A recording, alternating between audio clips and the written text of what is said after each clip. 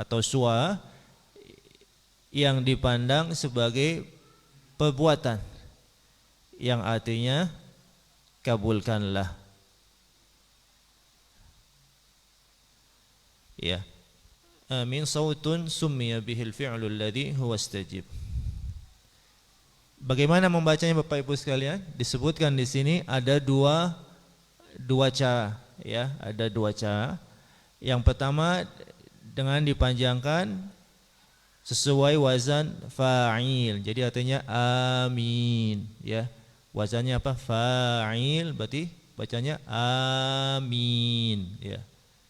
Dan yang kedua dibaca pendek sesuai wazan yamin. Berarti gimana bacanya? Amin, ya. A-nya pendek, ya. Jadi bisa amin atau bisa amin, ya, bisa amin seperti itu.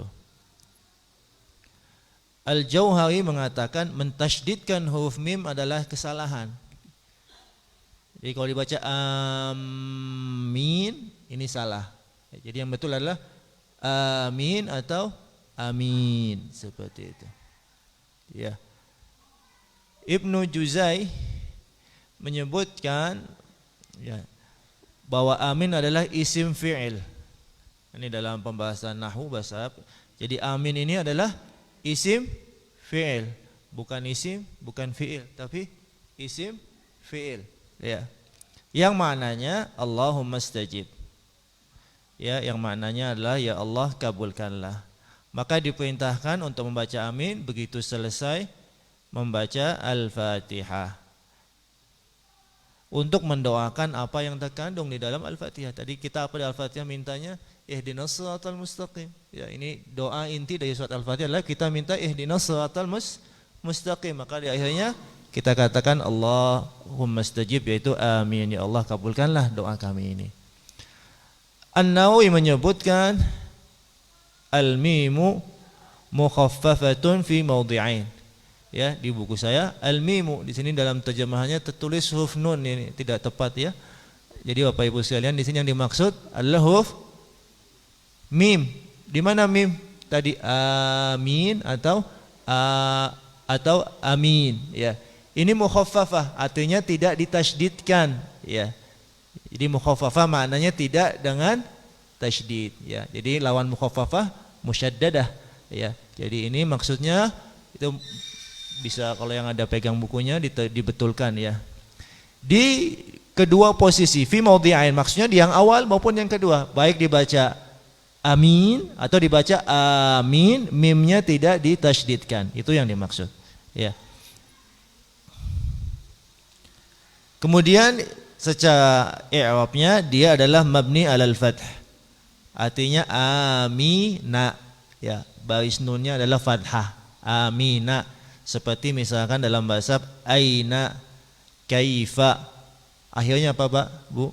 Fathah. Aina, kaifa, fathah. Maka amina ini juga berakhiran dengan fathah. Ini yang dimaksud, ya, mabni di atas fathah. Itu secara tinjauan bahasa.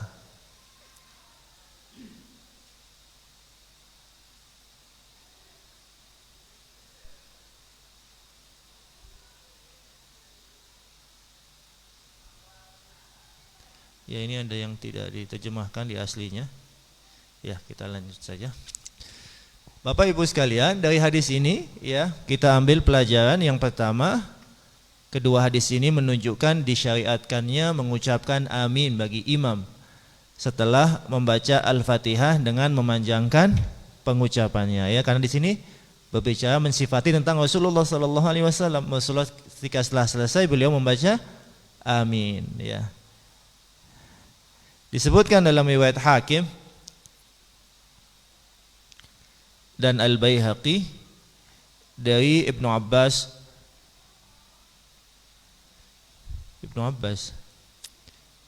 Di buku saya dari Abu Hurairah. Di buku saya Abu Hurairah. Iya. Iya, ini bukan di Ibnu Abbas, disebutkan di kitab saya lah dari Abu Hurairah bahwa beliau mengucapkan amin sehingga terdengar oleh orang yang berada di shaf pertama. Maka seisi masjid pun bergemuruh dengan suara amin tersebut ya. Jadi mungkin dikoreksi hadisnya dari Abu Hurairah di kitab. Di sini faedah yang kedua, pelajaran yang kedua, bahwasanya pengarang Ibnu Hajar rahimahullah tidak menyebutkan riwayat lain tentang pengucapan aminnya imam ya. Jadi yang dibawakan di sini adalah tentang aminnya imam. Bagaimana dengan makmum? Bagaimana dengan makmum? Maka di sini dibawakan oleh pensyarah ya, bahwasanya ada hadis dalam Sahih Bukhari dan Muslim dari Abu Hurairah radhiyallahu anhu, bahwasanya beliau bersabda, "Idza ammanal imam fa aminu." Jika imam mengucapkan amin, maka ucapkanlah amin oleh kalian. Fa innahu, karena sungguhnya, man wafaqa ta'minuhu ta'minal malaikah, barang siapa yang ucapan aminnya bersamaan dengan ucapan aminnya malaikat, ghufira lahu ma taqaddama min dzambih, diampunkan baginya dosa yang telah lalu. Dalam riwayat lain disebutkan, idza qala al-imam waladdallin, apabila imam mengucapkan waladdallin, faqulu, maka ucapkanlah oleh kalian amin. Fa innal malaikata taqul, karena sungguhnya malaikat pun mengucapkan amin. Wa innal imam yaqulu amin, dan imam pun mengucapkan amin. Faman wafaqa ta'minuhu ta'minal malaikah, barang siapa yang ucapan aminnya bersamaan dengan ucapan aminnya malaikat, ghufira lahu ma taqaddama min dzambih, maka akan diampunkan baginya dosa yang telah lalu ya. Jadi para ulama sepakat bahwasannya amin diucapkan oleh imam, makmum, dan orang yang sholat sendirian. Dan jumhur mereka, kebanyakan mereka mengatakan hukumnya sunnah bukan wajib ya. Hukumnya sunnah bukan wajib. Sekarang apakah amin ini dibaca keras atau dibaca perlahan ya? Maka di sini ada dua madhab ya, madhab Hanafi dan Maliki berpendapat sunnahnya dibaca perlahan, kata mereka. Baik dalam sholat sirriyah tentunya sudah jelas, ada, dan juga bahkan sekalipun dalam sholat jahar. Jadi mereka mengatakan, mazhab Maliki dan Hanafi, bahwasanya amin dibaca apa? Perlahan ya. Mazhab Syafi'i dan Hambali mengatakan bahwa amin dibaca dengan keras ya dalam sholat jahar, dan dibaca dengan perlahan dalam sholat sirriyah, dalam sholat yang bacanya tidak dikeraskan ya. Jadi dalam masalah ini ya, kita mengeraskan bacaan amin ya, mengeraskan bacaan amin. Kapan makmum mengucapkan amin? Ya, di sini disebutkan sunnahnya pengucapan amin makmum itu bersamaan dengan imam. Ya, bersamaan dengan imam. Jadi tadi apa hadisnya disebutkan, apabila imam mengucapkan waladdallin, maka ucapkanlah oleh kalian amin. Jadi pengucapan amin yang dilakukan oleh makmum ini bersamaan dengan aminnya imam ya. Ini disebutkan ada salat jahriyah, yaitu maghrib, isya, subuh, Jumat, Id, istisqa, kusuf, tarawih, witir. Ini salat-salat jahriyah yang mana dikeraskan bacaan amin ya. Jadi maksud dalam hadis Abu Hurairah tadi, apabila imam telah mengucapkan amin, maka bacalah amin oleh kalian. Ini tidak berarti ada bahwasanya makmum setelah ya, ada yang mengatakan setelah ya. Jadi di sini mereka mengatakan ini maksudnya adalah bersamaan ya, yaitu maksudnya apabila imam mulai mengucapkan amin, maka kalian mengucapkanlah amin bersama imam. Supaya apa? Supaya aminnya kita makmum bersamaan dengan aminnya imam dan bersamaan dengan aminnya malaikat ya, seperti itu. Jadi dalam mazhab jumhur, aminnya makmum bersamaan dengan aminnya imam ya. Apa fadilahnya Bapak Ibu sekalian? Fadilahnya besar sekali. Amin ini ghufira lahu ma taqaddama min dzambihi, karena barang siapa yang aminnya bersamaan dengan aminnya malaikat, yang malaikat juga mengaminkan kepada aminnya bacaan imam, maka ghufira lahu ma taqaddama maka akan diampuni dosanya. Ya, disebutkan tadi ghufira lahu ma taqaddama min dzambihi, ya. Ghufira lahu ma taqaddama min dzambihi, diampuni dosanya yang telah lalu. Ya, jadi ini Bapak Ibu sekalian yang berkaitan dengan masalah amin, ya. Yang berikutnya adalah hadis yang menjelaskan bagi orang yang tidak bisa membaca Al-Fatihah, ya, mungkin baru masuk Islam dan belum belajar Al-Fatihah, apa yang harus dia lakukan atau tidak bisa sama sekali seperti dalam kasus ini, ya. Hadis ini hadis Abdullah ibn Abi Aufa, beliau meriwayatkan radhiyallahu anhu, beliau mengatakan jaa rajulun ila Nabi sallallahu alaihi wasallam. Ada seorang yang datang kepada Nabi sallallahu alaihi wasallam. Faqala, maka dia mengatakan, inni la astati'u an akhudha minal Qur'ani syai'a fa'allimni ma yujzi'uni min. Qala qul subhanallah walhamdulillah wa la ilaha illallah wallahu akbar wa la hawla wa la quwwata illa billahil aliyyil azim. Al-hadis rawahu Ahmad wa Abu Dawud wan Nasa'i wa sahhahu Ibnu Hibban wa Daruqutni wal Hakim. Dari Abdullah ibn Abi Aufa radhiyallahu anhu, dia berkata seorang laki-laki datang kepada Nabi sallallahu alaihi wasallam. Dia mengatakan, inni la astati'u an akhudha minal Qur'ani syai'a. Aku tidak dapat, jemahkan di sini, menghafal sedikit pun dari Al-Qur'an. Fa'allimni, maka ajarkanlah aku ma yujzi'uni minhu, apa yang cukup, ya, yang mencukupi di dalam salat. Maka beliau mengatakan sallallahu alaihi wasallam, ucapkanlah subhanallah, segala maha suci Allah, walhamdulillah, segala puji baginya, wala ilaha illallah, tidak ada ilah sembahan selain Allah, wallahu akbar, Allah maha besar, wala haula wala quwata illa billahil aliyyil azim, dan tidak ada daya dan upaya kecuali dengan pertolongan Allah al-ali, yang maha tinggi, al-azim, lagi maha agung, ya. Hadis riwayat Ahmad, Abu Dawud, An-Nasa'i, dan disahihkan oleh Ibnu Hibban, Ad-Daruqutni dan Al-Hakim. Di hadis ini sahih menurut syarat Imam Muslim, ya. Dalam At-Talkhisul Habir disebutkan oleh Al-Hafidz Ibnu Hajar, hadis ini riwayat Ahmad, Abu Dawud, An-Nasai, Ibnu Jarud, Ibnu Hibban, Al-Hakim, Ad-Daruqutni. Lafaz hadis di atas adalah lafaz hadis Ad-Daruqutni dari hadis Abdullah ibn Abi Aufa, dan disahihkan oleh Ibnu Sakan dan Al-Hakim. Ia mengatakan Al-Hakim bahwa hadis ini sesuai syarat Bukhari, dan disepakati hal ini oleh Ibnul Mulaqqin, ya. Jadi hadis ini mengandung zikir, ya, sebagai pengganti Al-Fatihah, ya. Yang pertama adalah subhanallah. Subhanallah di sini adalah at-tasbih, ya. Secara bahasa artinya mensucikan. Jadi makna subhanallah, mensucikan Allah dari segala kekurangan dan menetapkan baginya segala pujian, ya.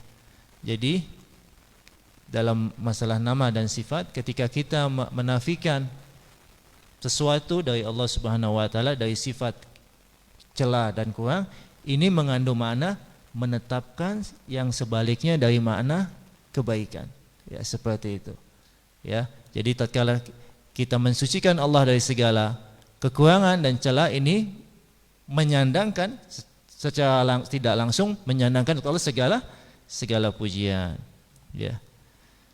Alhamdulillah, alhamdu adalah pujian, ya, terhadap yang dipuji karena sifat-sifat dan perbuatannya yang baik. Ya, ini juga ada yang tidak. Al-Wahidi menyebutkan alif dan lam pada kata alhamdu untuk menunjukkan jenis, ya. Jadi maksudnya semua jenis pujian adalah milik Allah Subhanahu wa taala. Karena hanya Allah yang menyandang sifat-sifat kesempurnaan dalam semua atribut sifat dan perbuatannya yang terpuji. La ilaha illallah, di sini la untuk menafikan semua sembahan, illallah isbat, menetapkan. Jadi Bapak Ibu sekalian, ini la ilaha illallah meniadakan terlebih dahulu, kemudian setelah itu menetapkan. Ya, la ilaha meniadakan semua sembahan, illallah menetapkan uluhiyah, ya, hanya kepada Allah Subhanahu wa taala. Allahu akbar, ya, la itlaqu yufidul umum, ya.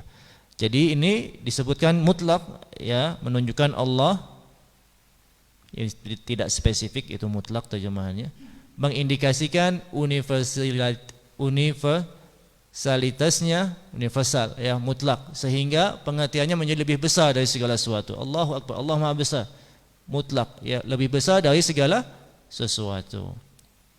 Kalimat yang terakhir, la haula wala quwata illa billah, ya. Ini ulama berbeda pendapat tentang menafsirkan maknanya, ya. Disebutkan di sini ada 5 versi yang menetapkan kedudukan kalimat ini dalam redaksi terkait, ya.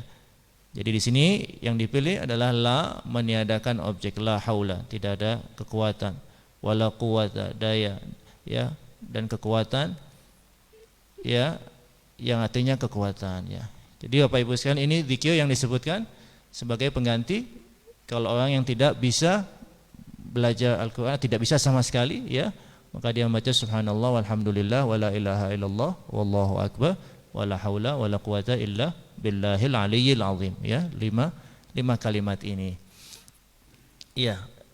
Yang diambil dari hadis ini yang pertama, bahwasanya Al-Fatihah adalah rukun di setiap rakaat, ya, yang salat tidak sah tanpa membaca Al-Fatihah tersebut, dengan dalil hadis yang pertama kita baca dalam kitab ini, ya, di awal bab, yaitu orang yang salatnya tidak baik. Hanya saja Bapak Ibu sekalian, ada kaidah syariah yang mengatakan bahwa kewajiban itu akan gugur apabila dia tidak mampu untuk memenuhinya, ya. Maka ini dilakukan dengan pengganti atau tidak pengganti, ya. Al-wajibat tasqut bil ajzi anha imma ila badal au ghairi badal, ya. Jadi kewajiban kalau tidak bisa dilakukan, maka ini gugur kewajiban tersebut. Maka ada 2 kemungkinan, digantikan atau tidak digantikan, ya. Berdasarkan firman Allah Ta'ala, fattaqullaha mastata'tum, bertakwalah kepada Allah semampumu. Juga sabda Nabi SAW, idza amartukum bi amrin fa'tu minhu mastata'tum, apabila aku memerintahkan sesuatu kepada kalian, lakukanlah semampu kalian. Jadi hadis ini yang kedua menunjukkan orang yang tidak hafal Al-Fatihah atau sebahagiannya, maka hendaknya ia membaca zikir yang disebutkan dalam hadis ini, dan ini sudah cukup, ya. Ini adalah bentuk kemudahan, taysir wa tasil kepada hambanya, ya. Dicukup membaca 5 lafaz ini. Subhanallah, alhamdulillah, wa la ilaha illallah, wallahu akbar, wa la haula wa la quwata illa billahil aliyil azim. Disebutkan dalam Syarah Al-Iqna, jika tidak mampu mempelajari menghafal Al-Fatihah atau karena sempitnya waktu, ya, mungkin baru masuk Islam di akhir waktu sholat, ya, kemudian, ya, artinya dia sudah wajib baginya sholat, belum sempat belajar, misalkan sempitnya waktu, maksudnya seperti itu, maka gugurlah kewajiban membacanya, dan wajib baginya untuk membaca yang lainnya dari Al-Quran. Misalnya baru hafal 1 ayat dari Al-Fatihah atau yang lainnya, maka diulang-ulang sekadarnya. Misalkan baru belajar Bismillahirrahmanirrahim, ya sudah, Bismillahirrahmanirrahim ini diulang sekadar Al-Fatihah, diulang 7 kali, ya, atau lebih sedikit, ya, sekadar surat Al-Fatihah, seperti itu. Itu kalau dia sudah hafal sebahagian kecil, maka yang dia hafal ini diulang sekadar surat Al-Fatihah. Kalau sekarang kondisi yang ketiga, kalau dia atau yang kedua, kalau dia tidak bisa belum hafal sama sekali, ya, maka dia mengucapkan yang disebutkan dalam hadis ini. Subhanallah, alhamdulillah, wala ilaha illallah, wallahu akbar, wala haula wala quwata illa billahil aliyyil azim. Ya. Jadi makna kalimat-kalimat ini, Bapak Ibu sekalian, mengandung penyucian Allah Subhanahu wa taala dari segala bentuk kekurangan dan celah, ya. Serta mencakup penetapan kebalikannya, ya, yang berupa keterpujian dan kesempurnaan yang mutlak ni subhanallah. Ya, subhanallah walhamdulillah. Kemudian peniadaan sekutu baginya pada zatnya, sifat-sifatnya, perbuatannya, uluhiyahnya dan ububiyahnya. Ini la ilaha illallah, la ilaha illallah. Penetapan kebesaran, keluhuran, kemuliaan dan keagungannya, ya. Ini Allahu akbar, ya, makna Allahu akbar. Serta penghinaan diri di hadapannya dengan peniadaan daya dan kekuatan pada diri hamba, dan pernyataan bahwa daya dan kekuatan itu dari Allah yang maha suci lagi maha tinggi. Ini wala haula wala quwata illa billahil aliyyil azim, ya.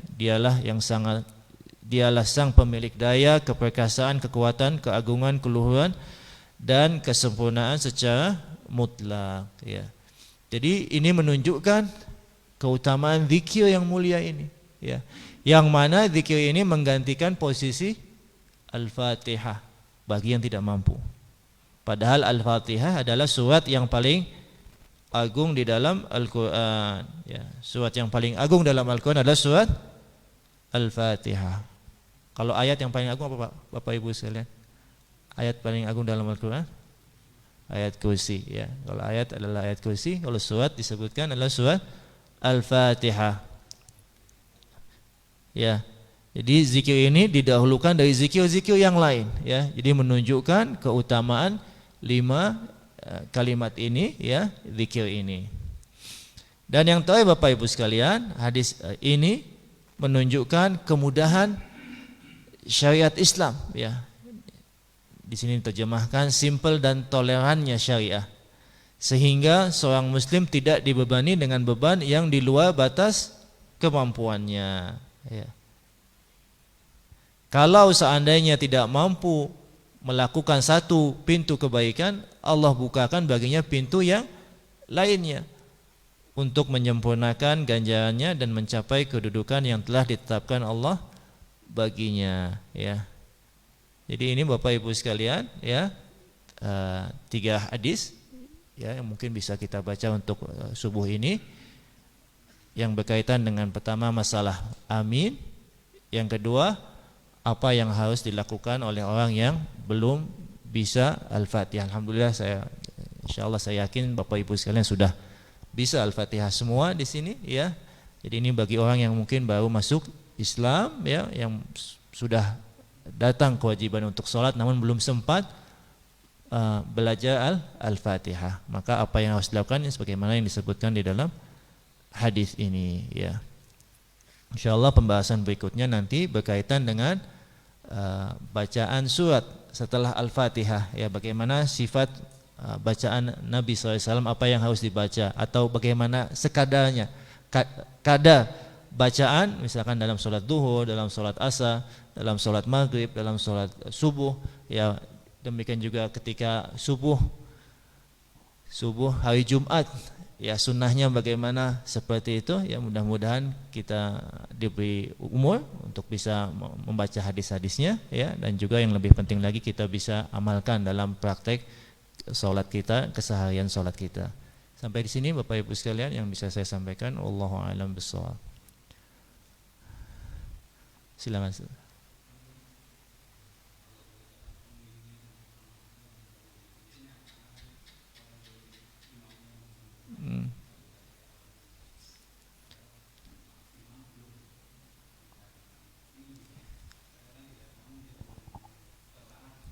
Iya.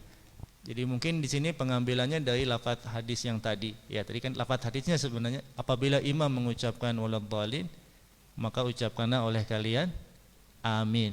Jadi ini ada yang difahami oleh sebagian Seperti itu, begitu imam waladhdallin dia langsung amin. Makanya di sini dalam mazhab jumhur pemahamannya tidak mendahului imam tetapi bersamaan dengan ta'lil, dengan dalil tadi, karena siapa yang bersamaan inilah dia akan mendapatkan diampunkan dosanya, seperti itu. Jadi memang ada yang melakukan seperti itu. Makanya mungkin kita ajarkan anak-anak kita supaya menunggu, ya jangan langsung, ya. Artinya kalau imam juga ketika imam mengucapkan amin, ya baru kita bareng gitu loh. Supaya kita mendapatkan fadilah tadi, ya siapa yang aminnya bersama dengan aminnya imam dan malaikat, ya maka akan diampunkan dosanya, seperti itu. Allah a'lam bishawab. Ya, Ustaz.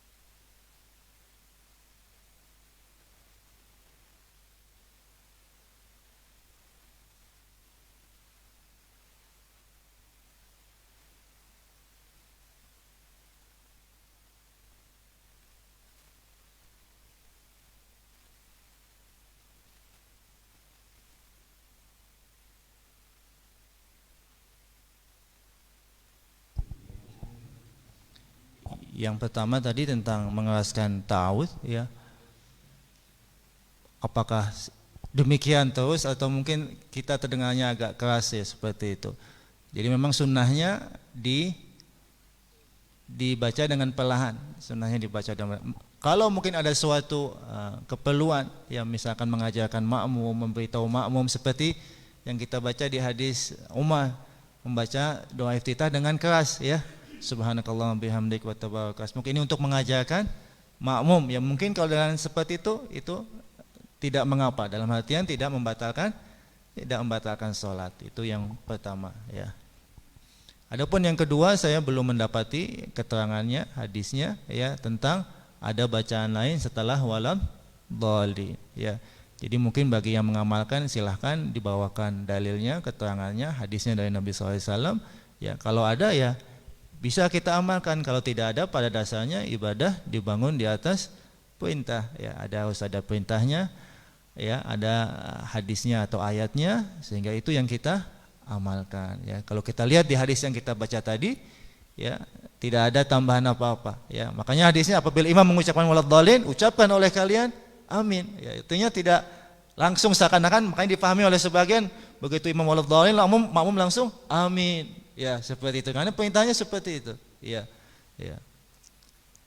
Allah alam, jadi saya belum mendapatinya. Jadi ya tidak kita amalkan kecuali kalau memang ada hujah yang lain yang kita belum sampai hadisnya, ya. Jadi kita sekali Bapak Ibu sekalian, pada dasarnya ibadah itu tauqifiyah, ya. Artinya dibangun di atas harus ada keterangannya, ya. Pada asalnya ibadah itu terlarang sampai ada perintah yang memerintahkannya. Sebaliknya dalam masalah muamalah, pada dasarnya hukumnya boleh, ya, sampai ada dalil yang mengharamkannya. Kalau muamalah silahkan mau apa saja selama tidak ada dalil yang mengharamkan, ya. Adapun dalam bab ibadah ini dasarnya jangan dilakukan sampai ada dalil keterangan yang memerintahkannya, seperti itu. Jadi ini kaidah dalam masalah ini. Iya.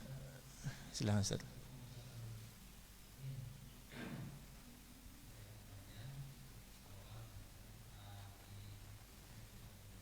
Amin.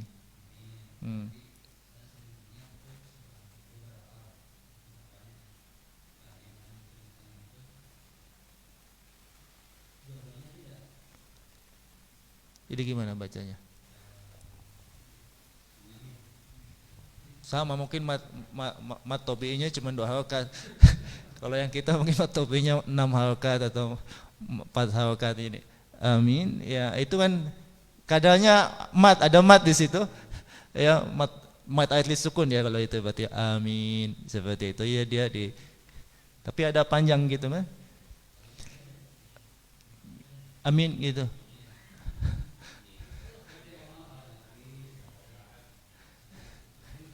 Allah alam, mungkin bisa jadi kita husnuzan dengan mereka, kita salah dengar mungkin, atau jadi yang dibawakan tadi oleh ulama tadi ya, mereka mengatakan dalam ini, dalam masalah pengucapannya ada dua bahasa ya, dua bahasa maksudnya dua cara ya, dengan tadi amin atau amin ya, itu mereka sebutkan seperti. Jadi mungkin agak kurang dipanjangkan seperti itu, Allahu a'lam. Saya ya, kita artinya di sini kita pegang aja yang dijelaskan di sini ya. Adapun mungkin pengamal mereka, kita mungkin belum tahu dalilnya, belum tahu keterangannya, sudah jangan diikuti. Kalau memang itu betul yang kita dengar, mungkin jadi kita kurang tajam kita dalam mendengarnya ya, mungkin ya seperti itu ya. Mungkin ini kalau kita tanyakan langsung sama ini, mungkin dia akan menjawab hal yang sama seperti Allahu a'lam. Ya silakan Pak jawab. Assalamualaikum warahmatullahi.